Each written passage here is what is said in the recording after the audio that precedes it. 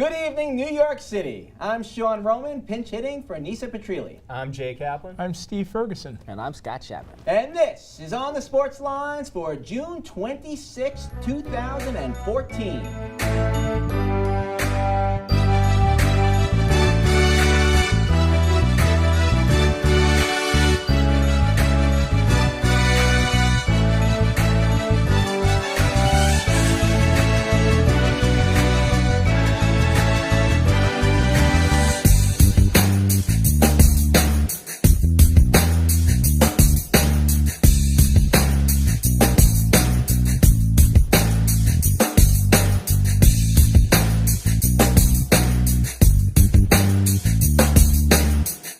The NBA draft is happening right now as we speak, so we're going to look at those first big three picks and tell you which players have the most upside and also those that have the most risk. And the World Cup knockout rounds, the big ones, start Saturday. This is where the eyes of the world are on sports. We're going to look at three intriguing matchups as well as the USA against Belgium. All right, all that and more. As always, we want to hear from you, so please email us at fanspeak@onthesportslines.com.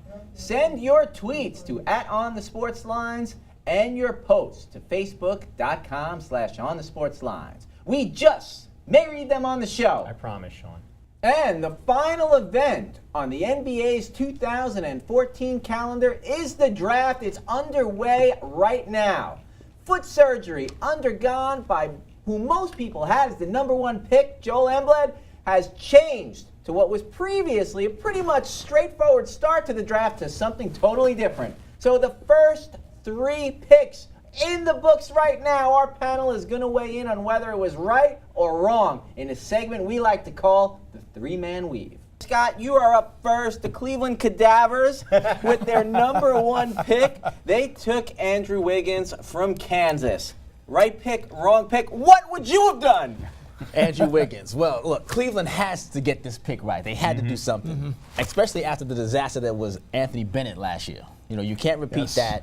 You got one shot probably to convince Kyrie Irving to stay, although he's probably going to sign a max deal anyway. Forget about LeBron. LeBron's not coming back here. Let's not talk about that. No. Wiggins, though, is one of these potential picks, you know. Technically not the better player when you compare him to Jabari Parker. And as a Net fan, potential scares me. Because I'm from a franchise that has drafted Dennis Hopson and Chris Morris off of potential. Yeah, it's a dirty word. You know, I mean, but he's a freak athlete, 40-inch vertical, 7-foot wingspan. You know, but in reality, this guy shot, 62% in transition, 41% in half-court sets. He's not a great scorer. He's not a great passer. He is a good defender. With Kyrie Irving, he's not going to have to do too much, and maybe he can develop, kind of like Blake Griffin did. He just was all he was doing was dunking his first year. There you go. So with Kyrie, maybe it's the right pick. The other thing is he wanted to be here, and Jabari Parker did. So I'm going to say it's the right pick. All right, #2 pick. They go to Duke. They take Jabari Parker 1 year, probably did a lot better with 2 years under his belt. Was that the right pick, Steve? And what would you have done? He is about as good a pick as you can have at #2. He's probably the most complete player out there, 6'8", 240, great shooter, defender, and passer. The only thing he needs to do is work on his defense and his conditioning. But he's lazy. You can expect this. Yeah, that's the one weakness he has. But if he plays well, you're looking at a 15 to 20-point score probably right away in the NBA. Jay, you love the 76ers. They had a top pick, a lot of potential right there, and they got a guy who a lot of said people were going to go at #1. What do you think about that? I have a problem with this pick personally. This is the second year in a row the Sixers have used their high pick in the draft to take a big man who is injured. Embiid's going to be out 4 to 6 months with foot surgery. He's going to miss camp. He'll be out till Christmas, January. He has a back issue as well, and back issues are big concerns on big men. Both could affect the athleticism. That is a big part of his game. Flip side, you talk about the potential. He's an efficient scorer in the low block. Nice repertoire, drops, spins, jab steps, reverse pivots. He finishes well at the rim with either hand. Defense is where this guy can show. He's a good rim protector, shot blocker. He's a good defensive rebounder. He outlets well on the fast break. His issues are he's tentative on second and third rotations, which you have to do in man defense in the NBA. He's better on pick and pops. He's got issues on pick and pops, rather. He's better on pick and rolls. But again, all of this will depend on what condition he's in when he gets back. That's the big thing. I mean, is this Greg Oden all over again? Yes, no? No, I don't believe so. But All right. I'm still withholding judgment until I actually see him get on the Thank you, court. Jay. Yeah, I knew you'd give it the best analysis of the three tonight because we had the most to lose. That's because my of- team. and That's most your NBA team. drafts have You mad, certain bro? players, obvious upside. Others are obvious risk. That comes with the territory. This Yep. draft, no exception at all. Loaded with a lot of top-tier talent. Guys, can you give me one player? Tremendous upside or just a huge risk? Jay, what do you got? I got Nick Stauskas, who's the I guard like out that. of Michigan. I saw him playing plenty of games over the last 2 seasons. I've seen him go from being a specialist three-point type of guy to a guy who is an all-around player, best player on the Wolverine squad last season. He is flat out the best shooter in the draft, so bare minimum, whoever takes him is going to get a three-point guy off the bench in their rotation. One of the best shooters, along with Doug McDermott. These were the only two guys to shoot 50% from two, 44% from three, 83% from the line. He can play both guard spots. He's developed his handle. May have the best jump shot off the dribble in the draft. He's a little more athletic than people think. He's good on the pick and roll. People think of him, JJ Redick. I think he'll be better. Good basketball IQ. There's concerns about his lateral quickness, how he'll be able to guard NBA 2 guards. But I'll tell you, bottom line, I think this guy is legit. Unfortunately, the Sixers didn't take him at number 10. What are you thinking, Sam Hinkle? should But I'll have. tell you what, this guy's legit. He's going to be a solid NBA pro for a very long time. Steve, is there a diamond in the rough out there? Yeah, there is, and his name is Doug McDermott. Big buckets! This guy is an off-the-chart scorer. He is a phenomenal shooter. He rebounds the ball. He's a better passer than you think. And I think he has the potential to be a great player, not a good player. If he winds up being a good player, consistent, then you're looking at Ray Allen. If he winds up being a great player, that could be the next Rick Barry. Well, that's going out there. I think like he that. can be. There's think no he doubt can he be. can score, but like Yeah. Stauskas, people are concerned His about whether he defense. can defend Yeah, his NBA defense threes. on the All post right, and now, the like we perimeter. looked at a lot of players with great upside, a lot of potential. Scott, who is not worth the risk? I mean, you know, look, this draft really is complete with a lot of talent. Yeah. But if I had to pick one person, I'm going to go with Aaron Gordon, who's been, tonight he went 4. Is that correct? Is He that what we went heard? 4 to Yeah. Orlando, which was a Orlando. surprise. Nobody had him going that high. Yeah, I'm not sure he should have gone that high. And just based on that, I'm going to say him because he's another one of these freak athletic guys. You know, he's a great defender. He's been compared a lot to Sean Marion, who is a good player, not a great player. You know, he's serviceable. He's won a title. You know, great defender, great shot blocker. Developed into a good three-point shooter. This guy right now, Aaron Gordon, is not a great shooter. No. You know, he averaged 12.7 boards, but I just think that's a little high right now. So if I had to go with anybody who, based on the pick and the people who you show up after the fact that are probably going to be better, he would be my He downside is the option. youngest player in the draft. So you want to talk about drafting on potential? Yeah, man, you know what I There mean? you go. Now, Scott, stay right there because I'm coming right back to you. This particular draft, you have the free agents, they're testing the market. No one bigger than LeBron James doing that, but right here locally at home, Carmelo Anthony is saying, you know, I'm not really feeling it. I think I'm going to test the market. All signs point to him leaving. Scott, what do you think? Well, Melo's my dude, okay? Yeah. But I would have opted out too. Everybody, that's the reason why they put these clauses in these contracts was Why to do they even opt out. have them? Because they want to sign these players. All these players now are really controlling the league. They're controlling where they want to go. That's true.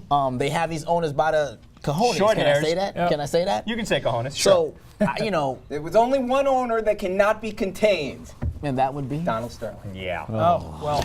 Don't even get him started on that. No. Because we got to Really get hear going the on heat on this. him then. But the Zen Master wanted him to take a discount. You know, I would probably say yes. I would probably say at this point, after this trade that they just made with Dallas, I would probably say with or without him, they maybe get to the first round. You know, I'm not sure they get Toronto. Here's my thing on this, Scotty, and curious everybody about who this. watches this show and talks to me knows I am not a fan of Carmelo. Right. I'm going to be the hater on this segment. All right, here we go. Okay, I've never been a fan. He can score like nobody's business. He averaged 26.5 points a game playing with the Knicks. That's the second highest of anybody who's played with them. But that's all he is. He's a one-dimensional scorer. Granted, that one dimension is kind of awesome. High volume shooter, doesn't play defense, doesn't rebound, doesn't pass, doesn't trust his teammates, doesn't make anybody around him better. The Knicks are not going to win a championship with him because they can't find the pieces to put around him. So where's the best scenario? They are a first or second round playoff team at worst. They are what they are this year. They're middle of the pack, and they missed the lottery.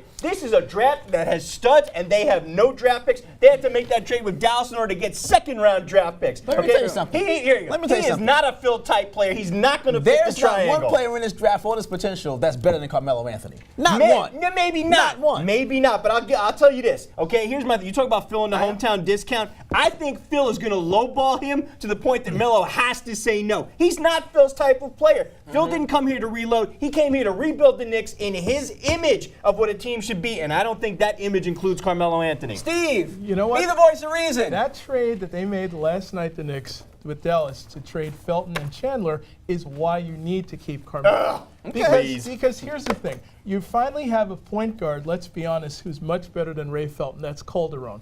You've brought in two other guards, both of whom are young guards, and you have a center who will actually block shots. Chandler did that his first year. Last year he had a lot of issues. He wasn't blocking shots, rebounding, a lot of personal issues. You've got to have somebody to start building back with. If they let him go, then you tell me what free agent they're going to be able to get. Here you go. Phil said Felton was out the door the minute he showed up and took residence at the Knicks office, okay? Chandler's not his type of guy either because he needs forwards who can pass out of the triangle. Chandler doesn't fit it. You got needed the Samuel Dallenberg. No doubt, no lie. I have a feeling this is all about clearing more cap room. These are middling pieces. The rumor is he is setting up to make a run at Durant in 2 years. I like Durant is not coming here. I don't necessarily hold to that either. I'm not sure but this is kind of how it's looking. But I'm telling you, Phil is going to tear this team down, and he's going to rebuild it up. He doesn't like a lot of the pieces that are still here. We'll see how long any of them last. All right, in the meantime, he's got to start somewhere. For the second consecutive World Cup, and this is all anybody's talking about now in New York City and around the country. Nice basketball players are taking off. The U.S. has advanced through the knockout stages, and this time a very special one, getting out of what, Steve? The group of what? Death. The group of death. That is very difficult. USA is going to play Belgium on Tuesday. Everybody, life is going to stop right then. We are going to dissect this lightning round style. So, Steve, I'm going to ask you first. Is there anything that the U.S. needs to keep doing? Something they're doing right, give it to us. They have to continue playing defense. They started doing it better, even though they lost to Germany 1-0 today. That's something they're going to have to do. The game against Portugal is a clear example of when you don't play defense. The first goal they allowed, the guy was pretty much wide open at the corner of the net, and you can't do that. And that's what they're going to have to really work on. Their back line's got to play better. This game today was the best game they played defensively. If they can keep doing that, they'll have a good shot against Belgium. Well, it slowed them down being in the rain today. It was pouring the whole time. They thought they were going to delay the game. But, playing all these experienced teams really gives them a great potential going into the deeper rounds. Absolutely. All right, Scott, you are next. Now tell me, have you noticed anything about Team USA, coached by the great Jurgen Klinsmann, that they have to do better at this point? Yeah, I think they got to possess the ball more. They got to attack more. They've spent 75% of this round robin playing defense, chasing the ball. Okay. And part of that's because my man Josie Altidore got hurt. Yes. Okay. And there's no backup. Nobody even hit him. I mean, he was just on the pitch. He stepped wrong and pulled it. But that's because it was probably. Look, I'm a Met fan. I know Jose Reyes. I know how the hamstrings work. Go. I've seen this all before. But if they have to, Michael Bradley really has been the one that has not stepped up. No. That's right. He hasn't. He's been making a lot of mistakes, but he's the type of guy you stick with because overall, he does have that speed. He has the experience. So, he's my boyhead brother. He's a good player. Yeah. But Jay mentioned at the last show, which I tuned into. I mean, I wasn't here, but the formation that Klinsmann set up was based on what is this? The diamond formation you're talking about, Jay? Explain that to me right quick. 4-4-2 with Howard in the back. Now, normally you got walls, four defense, 4 walls. So, you got your midfielders. What they did was he changed that from a 4 across to a diamond formation to take advantage of Bradley's ability to make plays, get into the offensive zone, create scoring chances for the guys on the wing, like Altidore, like Dempsey. Hasn't really done that. Defense has stepped up, though. If you count all the goals scored, 1 today. What was that? 2 against Portugal, 1 against Ghana. Yeah. 4 goals, not but terrible. A lot of big plays by Tim Howard. Howard's been phenomenal.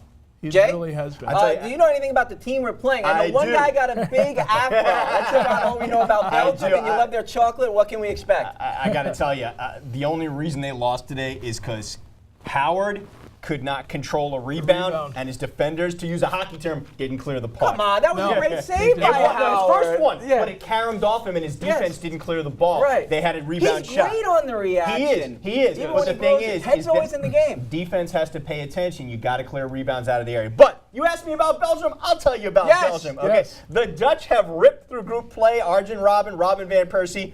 Dude has the best goal of the tournament, the flying header against Spain. Okay, these guys. Wait, you're talking about Belgium. You're talking I'm about sorry. the Netherlands right here. Yeah, well, I'm when telling you say Van Persie, he got the goal I'm of the jumping entire ahead. tournament. I'm jumping ahead because I can't wait to talk about Netherlands I'm versus like, Mexico. Van Persie. I can't wait to talk about Netherlands, Mexico. Okay, Give us these guys, Belgium. they won Group H on solid defense. 1 goal in 3 games. They have capitalized on a late striking offense. 9 points. All 4 of their goals in group play, 70th minute onward, 3 of those 4 by subs. They got by Korea despite playing a second half with only 10 men, which is Yeah, I know. That I doesn't couldn't happen believe they often. pull out a win that game. Proud team. Yep, they have some firepower. Eden Hazard, Dries Morton. Belgium has not shown any ability to set a game on fire offensively, which should give Team USA some cause for optimism. But as this does not seem to resemble the Belgian team that beat them 4-2 in a friendly back in May. Belgium got somewhat lucky. So you got to admit, Group H was kind of set up for them to advance. Not Yes, a lot they of were. top You tier, had not a lot of Russia. A-list squads there. Okay. Algeria. Yeah, no surprise they got through group play undefeated, but they have they've done some sleepwalking through some of the parts of some of the games they played. They can't afford Especially to do the first that. one. Yes. Can't afford to do that against the USA, but the USA on the flip side cannot afford to take these guys lightly. Now, I got to say, last show, you were talking about Klinsmann, and you did not like the attitude, hey, listen, our expectations are No, somewhat I'm limited. not. Let me tell you why I like that. You Because did, you told us. he has a European sensibility, and Yeah. out there are clubs that have different tiers, and they recognize that. And when a guy like Klinsmann recognizes that a team he coached like Germany that he's going to play just has tremendously more talent, I think it's wise to manage your expectations and concede that. That's a European agree with that. mentality. It's not really accepted here. No, and it's you not. don't like it. I But don't. let me say this. But I understand where you're coming from. But you know what? As somebody who captains a team, I don't ever tell my guys they don't have a chance. But you even if don't I know think what he that said way. behind closed doors, Yeah, as granted. opposed to what That's he what said. I'm That's thinking. true. Behind closed doors, What he that's did, just right? something I different. That's like the that. same thing Herb Brooks did. If you listen to the story, That is true. The Rangers, yeah. All right. That's Over promise. No, under promise, over deliver. That's the key to it. All right, guys, let's go to second round matchups. I don't think Steve knew you were talking about the wrong team over there. Jay, tell me which one intrigues you the most. I tell you, like I said, I couldn't wait to start talking about Netherlands, Mexico. I love the Orange. I tell you, I have love a become a chiller, fan too. of the Dutch. I got to tell you, Yep, me they too. ripped through group play. Robin and Van Persie. Van Persie's header against Spain. Goal of the tournament. Goal of the tournament. Goal if that, of the year. If that doesn't end up on ESPN's top plays of the year, then ESPN hates soccer.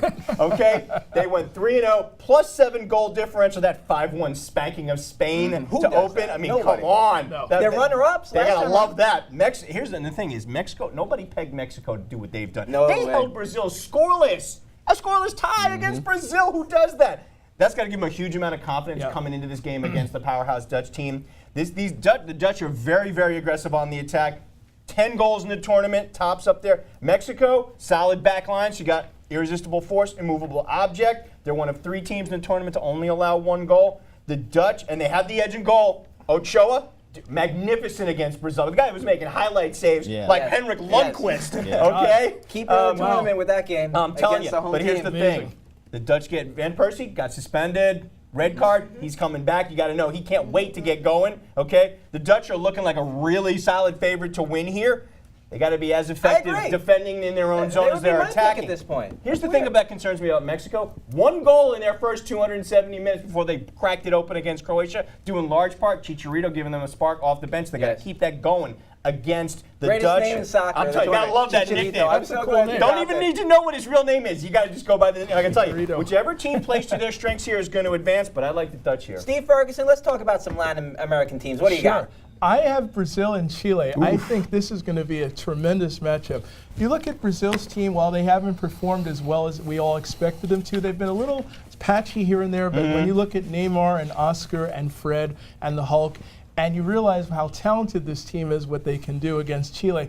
Chile's played them fairly well. They've lost to them a lot. I think Yes, they have. 13 times, actually, I believe they've But lost. this is to the them. one that counts. But this is the one that counts. This can take all those previous losses. Absolutely. They don't matter. But the goaltender they have, Claudio Bravo, he could be the difference for Chile. If he's on his game, like the way he much says as Chile. the U.S. is that is with outside. ours, then they have a chance. But I think it's going to be a great game because those games they played have always been close with. Who do you like? I'll take Brazil Yeah, I in will too. overtime. I will too. Overtime. Scott, I'm very intrigued by who you're picking. Come on, let's Hey, hear it. I'm looking at Colombia and Uruguay. Okay. Okay. Now, Okay. this was potentially a very interesting matchup. Oh yeah, fast-paced Colombia. Until Luis Suarez decided to go biting. I know. All right. Evander Shocking. Holyfield. My God. Right. And you know, Shocking. Colombia's already out there best player. You know, Ramadel Falco. He's a great striker. So this could have been a great potential battle. Now it looks like Colombia, they've already played the whole tournament without him, and they're kind of battle tested. They know what they're doing. I kind of think they're going to pull this one off. Luis Suarez is absolutely He's out of control. fascinating. He's out of control. What did he do? He wasn't around because he had surgery just about a month and a half ago. So he couldn't make the first lane. His team lost to Costa Rica like 3-0. He comes back playing a better team in England, should have made the round of 16. He gets the 2 goals, single-handedly beats England. Then they play the Italians. Major contributor right there, even though there was the biting incident. The Italians, which I'll tell you about, I hate their style of play. I'm glad. Bite them, kick them, bite them, rip their teeth out. Good for you, Suarez. Now we Get got some those hate. See, Italians Scott, out. you bring the hatred. Well, here's All the right. Brought problem. the Though blood with him maybe today. he should have let somebody else bite him this time based off of his history. Yeah, I know. I don't know if I was out. I wish there was an immediate appeal, but there's Sean, not. They got the 4 bite cam months zoomed in on. Yeah, him. or Exactly. 9 games. But it does Yeah. not necessarily have to be upheld by the Premier League or his club team. What do you think of that? I think the most important thing is the World Cup, and him, unlike Messi in the past, unlike Ronaldo, he comes to play when it means most. Let me tell you right now the most intriguing first-round matchup I have, and it's Germany against Algeria. And historically, this is the reason why we now have simultaneous games, because in 1982, the Germans played Austria, almost their brethren. So all they had to do was maintain a 1-goal lead over Austria, then they both advanced. Right. That would have knocked out Algeria, who beat Germany in 1982 in the first game. So they basically agreed, had a handshake agreement. Let's kick the freaking ball around for 80 minutes. The fans, they had it in Spain that year, went absolutely berserk. This is Algeria's chance for revenge. Revenge. Wow. Huge revenge. Major historical significance. That is the biggest game of the first round. Another intriguing game is Argentina against Switzerland. Lionel Messi, how do you like his play? I gotta tell you, he's playing out. really The well. knock on him has been that he does not show up for Argentina in international competition in the beginning. How's He's he been done? huge. Yeah. See him off He's the been set play? huge. 2 goals? 2 Yes, goals. he's been I tell you, fantastic. he And he's a keeps that creator. going. And I tell you, the Swiss are a very underrated team. Everybody gave them crap for getting a 1 seed in their group. But I tell you, the way they've played, I think they've proven everybody wrong. It's going to be a very interesting matchup for them. And that music right there means it's time for the 3-minute warning. Scott, lead us off. Thanks, Sean. With NBA free agency starting on July 1st, LeBron James has guaranteed us that the NBA will stay atop the headlines by opting out of his contract a week before he had to. Yesterday, ESPN's Brian Windhorst reported a lunch meeting between Miami's Big Three that, according to sources, was to discuss their future. Now, doesn't this sound a lot like the summer of the decision all over again? But the Big Three was always going to opt out. Obviously, now this becomes much more interesting after the Spurs destroyed the Heat in 5 games. So the question remains, can Miami retool, or have they been exposed as a team that can run through the weak East, but really can't compete with the elite of the West?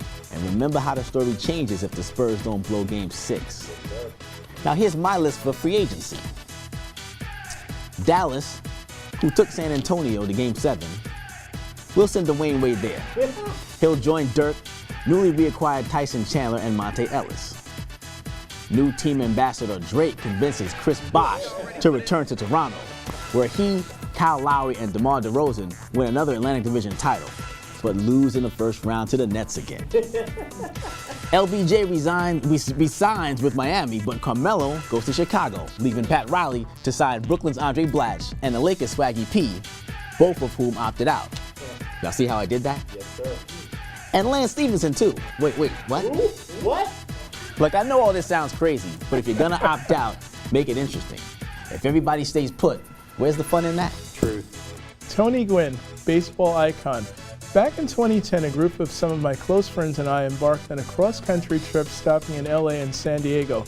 LA was cool, mixed in with a trip to Grauman's Chinese Theater, not to mention Dodger Stadium, one of baseball's treasures, to see a game, eating some Dodger dogs and watching the Mets beat the Dodgers. But the best part of our trip was down the coast in San Diego. Petco Park was terrific, complete with the old warehouse and a historic hotel across the way. Our timing coming out that weekend couldn't have been better. That Saturday night, we saw a great tribute to Tony Gwynn, the diligent, intelligent superstar who was called Captain Video for his dissection of pitchers, breaking down their weaknesses to a T, while concentrating on his ability to hit and focusing on consistency. Mr. Padre was a man with a cackling laugh and a brilliant smile. He touched lives with his humility and respect for everyone. He was a superstar that no one spoke about badly. Even the media liked him for his time and commitment to them while remaining true to his family and to the Padre organization. Rose, Carew, Boggs, and Ted Williams were close to his talent, but Gwynn's class was second to none.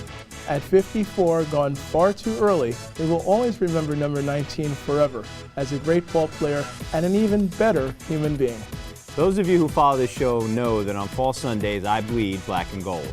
I spent my grade school years rooting for a Pittsburgh Steelers team that would win 4 Super Bowls in 6 years. They were the Steelers of Bradshaw and Harris, of Swan and Stallworth, of Green and Lambert. The Steelers of Chuck Noll. Coach Noll passed away 2 weeks ago, and it's taken me about that long to process it. This was the man who built the Steeler dynasty of the 1970s. 9 of the players he drafted are in the Hall of Fame. He's the man most responsible for the Steeler way, a philosophy that endures to this day more than 20 years after he coached his last game and joined his players in Canton. So how do you best pay tribute to the life of a man who was a legendary Hall of Fame coach and a Pittsburgh icon? Former Steelers running back Rocky Bleier probably put it best. Quote, "Coach had a way of doing things, and if you spent enough time around him, some of his way became your way. Much like the Packers talk about Vince Lombardi and Lombardiisms, we former Steelers talk in Chuckisms. For many of us, his fundamentals of football became the fundamentals of life." End quote. Chuck Noll always thought of himself as a teacher, and that's how he wanted to be remembered.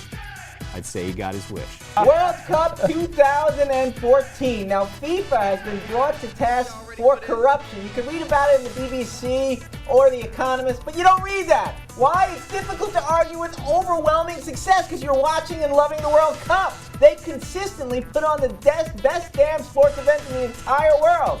Here, we have the USA right at home, successfully relying on a lovable German coach and German-American players. Now looking back, Klinsmann leaving Donovan off that team. Was it the right decision and why? Yes, it was. Donovan, he kind of looks like me with my shirt off. Now that's not that bad. But I only play at a Sunday game at Cunningham Park, not against the world's best. And what's another World Cup story? My favorite striker, Luis Suarez, single-handedly beat England with those 2 amazing goals. 2 cups running. Remember the handball last time? He gets Uruguay about as far as they could go. But he's going to be remembered for that chopping that Italian defender. However, the way Italy consistently disgraces the sport with diving, I couldn't be happier that they are out. And the bigger wrong than the actual chomp was this terrible, pathetic penalty called against Ivory Coast in extra time that got them bumped and Greeks advanced. That is where the outrage should lie.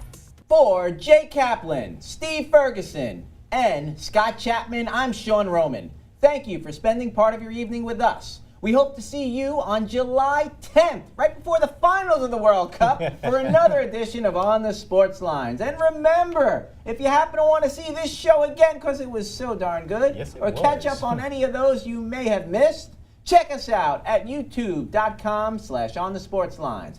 And check out our latest blog piece. Who wrote that? Anthony, our floor manager. You can see it at onthesportslines.blogspot.com. What's it about? He's keeping that under wraps. Okay. You'll see it when the show goes up. Good night. Good night, everybody. Good night, everybody. Night.